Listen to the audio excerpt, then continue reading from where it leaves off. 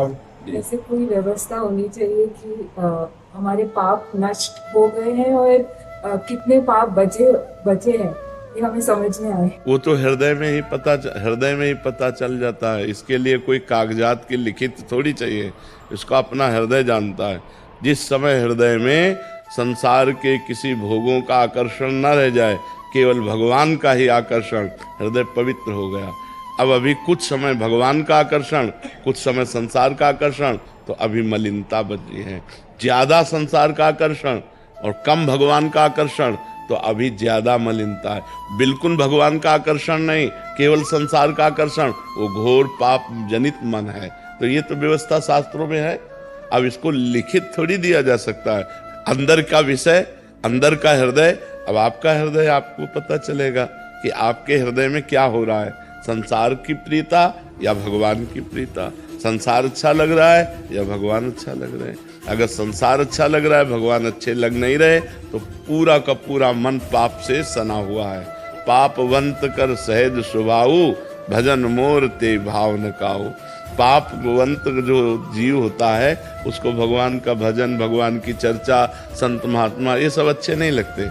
उसको खाओ पियो, अपने मनमानी आचरण करो, ये अच्छा लगता है। तो व्यवस्था तो है ही, पर अब वो कोई लिखित नहीं दी जा सकती कि इतने परसेंट आप पापी हैं, इतने परसेंट आप पाप से रहित हो चुके हैं। ऐसा लगता है कि हमसे बहुत कम नाम जप हो रहा है और ज्यादा होना चाहिए।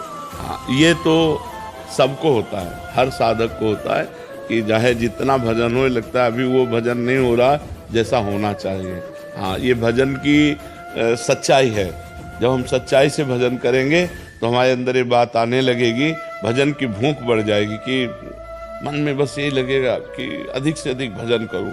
और कोई जैसे भजन करने वाला दिखाई दिया तो लगेगा, हे भगवान, ये कितना भजन करते हैं, मैं कितना कम करते हूँ। हाँ, उनके चरण छूने का मन होगा, उनकी सेवा करने का मन होगा, उनकी वंदना करने का, तो समझे कि हमारा भजन ठीक चल रहा है। जो भी भजन चल रहा है हमारा, वो ठीक चल रहा है। किरण जी ग्वालियर से। श्री हरिवंश महाराज जी। गुरुदेव भगवान, मंत्र मिलने के बाद बहुत से विकारों से मुक्ति मिल गई है, लेकिन गुरुदेव भगवान चित्त की एकाग्रता में अभी भी बहुत कमी का अनुभव करती हूँ। गुरुदेव, जन्म जन्म की विकारों से मुक्ति मिल जाए और पूर्ण शरणागति प्राप्त हो महाराज जी, इसके लिए और क्या करें? जो भजन है, इसी को अधिक करो, अधिक समय तक उठते बैठते चलते फिरते खाते पीते सोते जागते हर समय यदि नाम धन एकत्रित हो जाए हमारा, तो हमारा मन भी निर्मल हो जाएगा। और निर्मल मन होने पर फिर निर्विकारता होती है, कोई विकार नहीं रह जाएगा। मन को स्वाद मिल जाए भगवान के नाम का, तो इसे ब्रह्मादिक के भोग सब विषम लागत ताए, नारायण ब्रज चंद की लगन लगी है जाए। जिसे भगवदानंद मिल जाता है, फिर ये विषयानंद अच्छा नहीं लगता है। इसलिए भगवदानंद के लिए अव्यावृत भजनात् अखंड भजन करो। जितने आचरण करो वो पवित्र होने चाहिए, कोई गंदी बात नहीं होनी चाहिए जीवन में। और जो कर्म हम करें वो भगवान को समर्पित कर दें। तदर्पिता अखिलाचारिता, और हर समय भगवान का नाम जप करें, भगवान की लीला कथा सुने, भगवान की सेवा करें। अगर हम ऐसे चलेंगे तो दीर्घ काल तक, ये नहीं कि 2-4-10 दिन में, दीर्घ काल तक ऐसे करने के बाद हम देखेंगे कि हमारा मन प्रभु में लगने लगा है। हम देखेंगे हमें आनंद आ रहा है। हम देखेंगे हमारे अंदर जो पहले विकार थे वो अब विकार कम हो रहे हैं, धीरे धीरे नष्ट हो रहे हैं, हमारी आध्यात्मिक उन्नति हो रही। पर हमें लगना पड़ेगा। परहेज ये कि कोई गंदी बात ना होने पावे। गंदी बात अगर है तो जैसे घड़े को हम भरने की चेष्टा करें, लेकिन उसमें छेद हो तो निकल जाएगा। छेद बंद करना मानो गंदी बात को बंद करके हम अपनी साधना को सुरक्षित रख रहे हैं। नहीं तो साधना भी हो रही और छेद भी है, उसी से साधना का बल निकलता चला जा रहा है, कुछ अनुभव में नहीं आएगा। पहले गंदी आदतों को छोड़े, जो शास्त्र विरुद्ध पापाचरण है वो हमसे ना होने पावे, और हम खूब डट के नाम जप करें तो हमारा मन शांत हो जाएगा, हमारी स्थिति बन जाएगी और हमें भगवदानंद की अनुभूति होने लगेगी। करुण वर्मा जी सूरत से। महाराज जी, आप कह रहे हैं कि आप जब राधा राधा नाम जप करते हैं तो इन्हें लगता है कि इनके अंदर कोई एक एनर्जी सी आ रही है, एक पावर सी आ रही है, और इनकी बॉडी में भी वैसी पावर आने लग जाती है, और कहते हैं कि किसी का चेहरा दिखता है और इनकी आंखों से आंसू आने लग जाते हैं। महाराज जी कह रहे हैं कि ऐसा क्यों होता है? बढ़िया बढ़िया बात है, बढ़िया बात है, बढ़िया बात है। अच्छा है, पवित्र हृदय है, इसलिए ऐसा अनुभव होता है। चुप रहकर इसे खूब जप करो अंदर ही अंदर, तो और अनुभूतियाँ होने लगेंगी। शांत रहकर, कहीं अभिमान ना आ जाए, कहीं हम दूसरे से अपने को ज़्यादा अच्छा न समझने लगे। अगर ऐसा समझने लगेंगे तो फिर डाउन हो जाओगे, फिर गिर जाओगे। अपने को तृणादपि सुनी चेन तरोरु सहिष्णुना अमानिना मान देन कीर्तनीया सदा हरि। जो अपने को तृण से भी नीच समझता है, सबसे छोटा समझता है, सब भगवान के स्वरूप हैं, हम सबके सेवक हैं, और वृक्ष के समान सहनशील होता है और दूसरों को सम्मान देता है, खुद सम्मान नहीं चाहता है, ऐसे का भजन आगे बढ़ जाता है। तो आप सबको प्यार सम्मान दो, किसी से सम्मान चाहो मती, और जो अपने अंदर भाव आते हैं उनको गुप्त रखो। तो वो भगवान के दिए हुए हैं, और भगवान को जनाना क्या जब उन्होंने ही दिया है, और दूसरे को जनाने से क्या होगा? सम्मान ही तो मिलेगा कि अरे भाई बड़े भगत है, तो सम्मान मिला तो फिर नरक की वृत्ति आ जाएगी। सम्मान घोर नरक है, सम्मानम कल्याति घोर गरलम नीचापमानम सुधा। ये मान सम्मान नष्ट कर देता है भजन को, इसलिए गुप्त भजन करो, शांत होकर भजन करो। जो अनुभव आवे उन्हें भगवान को समर्पित कर दो। आपकी दी हुई वस्तु आपको किसी को बताओ मती, तो ये खूब नाम का प्रभाव आगे बढ़ा देगा। शिल्पा जी पंजाब से। श्री हरिवंश महाराज जी। महाराज जी, आपकी कृपा से दिनचर्या अच्छी चल रही है, नियमित सत्संग, एकांतिक वार्तालाप, वाणी पाठ आदि सब कुछ हो रहा है, लेकिन राधा सुधा निधि के पदों में जो श्री जी के लिए जो तड़प पाई गई है, वैसी तड़प मुझ में नहीं आ रही महाराज जी। मैं अपने प्रियालाल की सेवा और इसे करो, अभी और करो। जब तक मन मलिन होता है तब तक व्याकुलता नहीं बढ़ती, और जब मन निर्मल होने लगता है तो व्याकुलता बढ़ती प्रभु के लिए।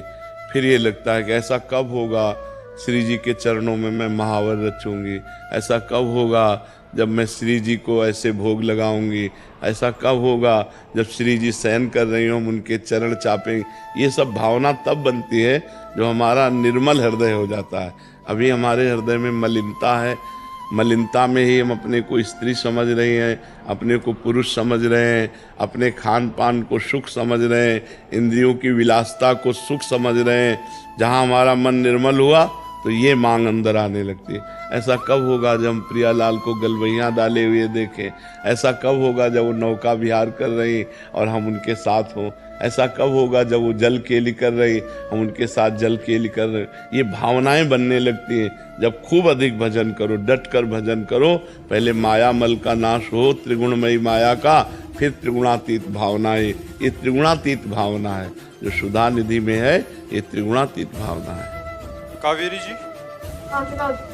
राधे राधे महाराज जी। महाराज जी, क्या अंदर की शांति संघर्ष से आती है या स्वीकार कर लेने से आ जाती है? अंदर की शांति ज्ञान से आती है, न संघर्ष से आती है, न स्वीकृति से आती है, ज्ञान से आती है। क्योंकि अशांति का कारण अज्ञान है। अज्ञान के कारण ही हम परिस्थितियों में, विपत्तियों में, दुख में, भोगों में फंसे हुए हैं। भगवान ने कहा है, श्रद्धावान लभते ज्ञानम तत्परा सहितेन्द्रिया ज्ञानम लब्ध्वा पराम शांति। पराम शांति मचरेण आदि गच्छति। जब कोई श्रद्धा करके संत महात्माओं का संग करता है, शास्त्र का स्वाध्याय करता है, तो उसे ज्ञान होता है क्या करना चाहिए, क्या नहीं करना चाहिए, क्या करने से शांति मिलती है, क्या करने से अशांति मिलती है। फिर वो अपनी इंद्रियों को कब्जे में करता है। अभी हम इंद्रियों के गुलाम हैं, वो अपनी इंद्रियों को अपने अधीन करता है। मन और इंद्रियों को अधीन करके जब परमात्मा का चिंतन करता है, तब उसे जो अंदर ज्ञान प्राप्त होता है, तब शांति प्राप्त होती है, जिसे शाश्वत शांति कहते हैं। कि भारी से भारी विपत्ति में भी उसके हृदय में कोई हलचल नहीं, उसे शांति कहते हैं। प्रारंभ की शांति त्यागात शांति अंतरम।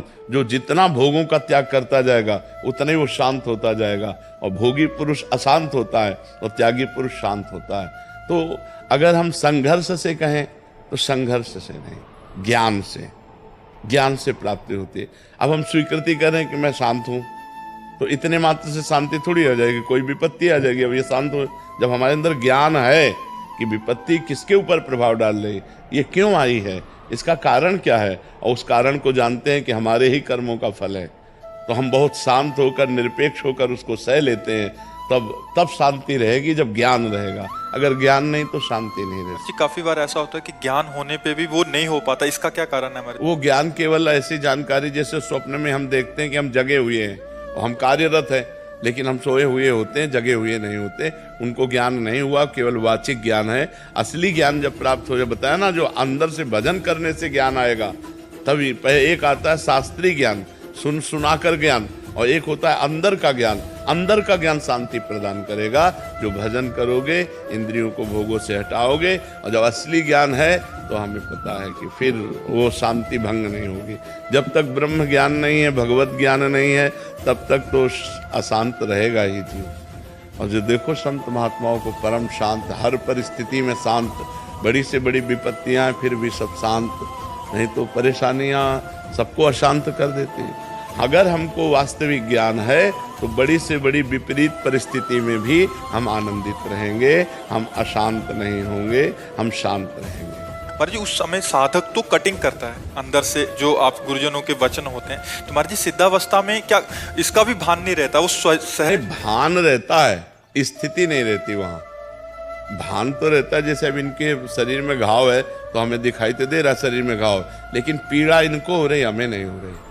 ऐसे इस शरीर की पीड़ा इस शरीर को हो रही, हमें नहीं हो रही। स्थिति प्रज्ञ में ये स्थिति होती है, और साधक इसे काटता है कि मैं शरीर तो नहीं हूं ना, ये शरीर मेरा घर है, मैं इसमें रहने वाला अविनाशी हूं। और जो सिद्ध पुरुष होता है वो अपनी स्थिति में होता है, वो भगवान में चित्त को जोड़े होता है। इसके जो कष्ट होते हैं, भान होता है पर उसका दुख नहीं होता। भान होता है, गर्मी है तो भान होगा पर उसका दुख नहीं है, शरीर में पीड़ा है भान होगा और उसका दुख नहीं। साधक विवेक के द्वारा काटता है कि नहीं, मैं शरीर नहीं हूँ, ये इसका प्रारब्ध भोग है, इसको भोग लेने दो, मैं इसका देखने मात्र दृष्टा हूँ, मैं इसका भोगता नहीं हूँ। वो बार बार ऐसे कटिंग करके वो अपने आप को बचाता है। लेकिन जो सिद्ध पुरुष होता है वो बचा बचाया भगवान की स्थिति में रहता है, उसको दुख नहीं होता, कष्ट होता है। जैसे पीड़ा हो रही है, सर दर्द हो रहा है तो सर दर्द होगा, लेकिन सर दर्द का दुख नहीं होगा। महाराज जी कटिंग करते करते कितना समय लगता है महाराज जी उस स्थिति? भजन केवल कटिंग से नहीं बात बनेगी, उसके साथ साथ भजन जितना जोर का भजन होगा उतने जोर का विवेक जागृत हो जाएगा। भजन नहीं तो विवेक जागृत हुआ, जो ज्ञान है ना वो प्रयोग में नहीं आएगा। ज्ञान तो सबको है, किसको ज्ञान नहीं कि संसार नाशवान है, किसको ज्ञान नहीं कि मरना है, किसको ज्ञान नहीं कि सब कुछ यहाँ छूट जाएगा। लेकिन कौन, सब उसी में तो लगे हुए हैं, कौन उससे विरक्त होकर भगवान में लग रहा? मतलब बिना भजन के शाब्दिक ज्ञान से बारी मथे घृत होए बरु सिकता ते बरु तेल, बिनु हरि भजन न भवतरी या सिद्धांत पेल। बिना भगवान के भजन के कोई भी ज्ञान प्रयोग में नहीं आएगा। प्रयोग में तभी आएगा जब आप डट के भजन करोगे, संसार से हट के भजन करोगे और खूब डट के भजन करोगे, तब तो ज्ञान विज्ञान सब अंदर जागृत हो जाएगा। आशीष दीक्षित जी झांसी से। महाराज जी आपके चरणों में कोटि कोटि प्रणाम। महाराज जी रामचरितमानस के सुंदरकांड में प्रभु अपने स्वभाव का परिचय देते हुए कहते हैं, सन्मुख होई जीव मोहि जबहि, जन्म कोटि अगनाश ही तबहि, मिलत कृपा तुम प्रभु करहि, उर अपराध ना एकहु धरहि। महाराज जी यहाँ प्रभु द्वारा किस प्रकार की सन्मुखता एवं मिलन की बात कही गई है महाराज जी, इस रहस्य को समझाने? प्रभु ने एक और बात कही है जिससे हम प्रभु के सन्मुख होते हैं। जननी जनक बंधु सुत दारा, तनु धन धाम सुहृद परिवारा, सबकी ममता ताग बटोरी, मम पद मने बांध बटोरी। समदर्शी इच्छा कछु नाही, हरस शोक भय नहीं मन माही, अस सज्जन मम उर्बस कैसे, लोभी हृदय बसोधन जैसे। ये सन्मुखता होती भगवान की, सर्वत्र से अपनी आसक्ति और ममता का त्याग करके एकमात्र भगवान के चरणों में आसक्ति और ममता कर लेना, ये भगवान की सन्मुखता होती है। सन्मुख होए जीव मोहि जबहि, जन्म कोटि अगनाश हो तबहि। उसके करोड़ों जन्मों के पाप नष्ट हो जाते हैं जब जीव भगवान की सन्मुखता लेता है। समस्त विषयों से, समस्त संबंधियों से, राग का, ममता का त्याग करके एकमात्र भगवान की शरण। तो जो ही भगवान की शरण जी हुआ तो उसके सारे पाप अपने आप नष्ट हो जाते हैं। सर्वधर्मान परित्यज्य मामेकम शरणम ब्रज, अहम त्वाम सर्व पापेभ्यो मोक्षयिष्यामि मा शुचा। मैं तुम्हें समस्त पापों से मुक्त करके परम पवित्र कर दूंगा, तुम मेरी शरण में आ जाओ। तो जीव जहाँ भगवान की शरण में हुआ तो विमुखता से जो गलती अपराध हुए थे भगवान उधर राहत न प्रभु चित चूक किए की, करत सुरत सहबार हिए की। प्रभु उसकी चूक की तरफ नहीं देखते, उसके हृदय की बात देखते हैं कि असमर्थ होकर के, अशरण होकर मेरी शरण में आया है, बस इसी बात से उसका मंगल कर देते हैं। समझ में आई बात आप? प्रदीप जी नोएडा से। राधे राधे। राधे राधे महाराज जी। महाराज जी, आध्यात्मिक यात्रा में सबसे बड़ी बाधा क्या होती है और इसे कैसे दूर किया जा सकता है? 3 बाधाएं होती है सबसे बड़ी, कंचन, कामिनी और कीर्ति। रुपए का लोभ, स्त्री भोग की आकांक्षा, काम भोग और मान बढ़ाई प्रतिष्ठा, ये 3 बाधाएं भगवत प्राप्ति नहीं होने देती। शास्त्रीय भाषा में पुत्र ऐषणा, वित्त ऐषणा और लोक ऐषणा, ये 3 जो ऐषणा है ये भगवत प्राप्ति में सबसे बड़ी बाधा है। तो प्रायः लोगों के अंदर विषय भोगों की भोगने की चाह के कारण धन में प्रियता होती। धन वैसे प्रिय वस्तु नहीं है, धन से प्रिय वस्तुएं खरीदी जाती है इसलिए प्रिय है। जिस धन से प्रिय वस्तुएं ना मिलती हैं उसका कोई महत्व नहीं। मान लो अभी 2000 के 1 ट्रक नोट आपको दे दिए जाए, आपको कोई हर्ष नहीं होगा कि उससे प्रिय भोगी वस्तुएं खरीदी नहीं जा सकती। जिस धन से प्रिय भोग वस्तुएं खरीदी जाती हैं वो धन हमें प्रिय होता है। धन स्वयं में प्रिय नहीं होता, भोग वस्तुओं के कारण प्रिय होता है। हम जो चाहे खरीद सकते हैं, जैसे चाहे बर्ताव कर सकते हैं। और जो काम भोग है ये सृष्टि का सबसे बड़ा आकर्षण है। ये जो स्त्री पुरुष का आकर्षण, पुरुष पुरुष का आकर्षण, जो काम क्रीड़ा है ये सबसे बड़ा आकर्षण है। जो इस काम रूपी शत्रु पर विजय प्राप्त कर ले, धन लोभ रूपी शत्रु पर विजय प्राप्त कर ले, यश कीर्ति मान प्रतिष्ठा इस पर विजय प्राप्त कर ले, वो भगवान को प्राप्त कर सकता है। नहीं तो इसी खाइयों में गिर जाते हैं। कोई तो धन में ही गिर जाते हैं, कोई धन और स्त्री दोनों में गिर जाते हैं, कोई धन और स्त्री अगर क्रॉस भी कर गए तो आगे मान प्रतिष्ठा में गिर जाते हैं। कोई गुरु कृपा पात्र बिरला ही होता है जो कंचन कामनी कीर्ति तीनों को ठुकरा करके सच्चिदानंद भगवान का भजन करके भगवान से प्रेम करे, भगवान के तत्व का ज्ञान प्राप्त करे, कोई बिरला ही होता है। समझ पा रहे हैं आप? ये 3 प्रधान होते हैं और तो सब है ही, और तो न जाने कितने विघ्न हैं, पर ये 3 प्रधान रखे गए, कंचन कामिनी कीर्ति। रवि मोटवानी जी। राधे राधे। राधे राधे महाराज जी। महाराज जी, क्या हमें जिन महापुरुषों से गुरु मंत्र प्राप्त करने का सौभाग्य मिलता है वो हमारे जन्म से पूर्व निर्धारित होता है या हम स्वयं चयन? नहीं, ये भगवान की कृपा से होता है। जब भगवान द्रवित होते हैं, कृपा करते हैं, तब वो संत महापुरुषों का सानिध्य प्रदान करते हैं। अब मोहि भाव भरोस हनुमंता, बिनु हरि कृपा मिले नहीं संता। ये हमारे पूर्व कर्म से नहीं मिले हैं, ये संत भगवान का जो साक्षात्कार है ये भगवान की कृपा से हुआ है। जब द्रवहि दीन दयालु राघव तो साधु संगति पाइए। जब भगवान जिस जीव पर दया करते हैं तो जिस दया से हेतु की कृपा से हमें मानव देह दिया, उसी हेतु की कृपा से हमें साधु संग मिल जाता है। ये भगवान की कृपा से होता है। अगर साधु संग का निर्वाह कर ले जाए तो भगवत साक्षात्कार हो जाए। जिसे संत संग मिल गया उसकी मति गति कीर्ति सब सुरक्षित हो जाती है। पर यदि उसको स्वीकार कर पावे तो संतों की वाणी को अपने आचरण में उतारना ही संतों के संग का लाभ लेना है। अगर संतों के वचनों को अपने आचरणों में ना उतार पावे तो फिर क्या लाभ। थोड़ी देर बैठे, यहाँ का वायुमंडल सतोगुण है, इसके बाद चले गए, फिर वही माया, फिर वही रजोगुण। अगर हम उनकी बात पकड़ ली तो संसार में रहते हुए भी हम असंग रहेंगे, जैसे जल में कमल का फूल रहता है। आप देखो बिल्कुल जल रहित, और जल में ही पैदा हुआ है, जल में ही रह रहा है, ऐसे संसार में ही पैदा हुए, संसार में ही रहे, पर अनासक्त असंग, भगवान के चिंतन से परिपूर्ण, कोई भी पापाचरण जीवन में नहीं।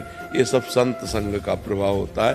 तो जब हरि द्रवित होते हैं तो संत संग देते हैं। ये पूर्व जन्म से निर्धारित नहीं है कि हमको अब इस जन्म में संत संग मिलेगा, नहीं, ये भगवान की कृपा से होता है। डॉक्टर विवेक तांगड़ी जी, श्री राधे महाराज जी। महाराज जी, आप कह रहे हैं कि आप एक मंदिर के सेवायत हैं। महाराज जी कह रहे हैं कि भक्तजन बहुत सारे अपनी सुविधा अनुसार संस्कार का चयन करके मार्ग पूछते हैं, मतलब जो नवीन पीढ़ी है पूजा की या संस्कार हाँ, की, मार्ग सुविधा अनुसार नहीं होता, मार्ग शास्त्र अनुसार होता है। तस्मात् शास्त्रम प्रमाणम ते कार्या अकार्यो व्यवस्थितो। कार्य और अकार्य की व्यवस्था शास्त्र प्रमाणित होती है।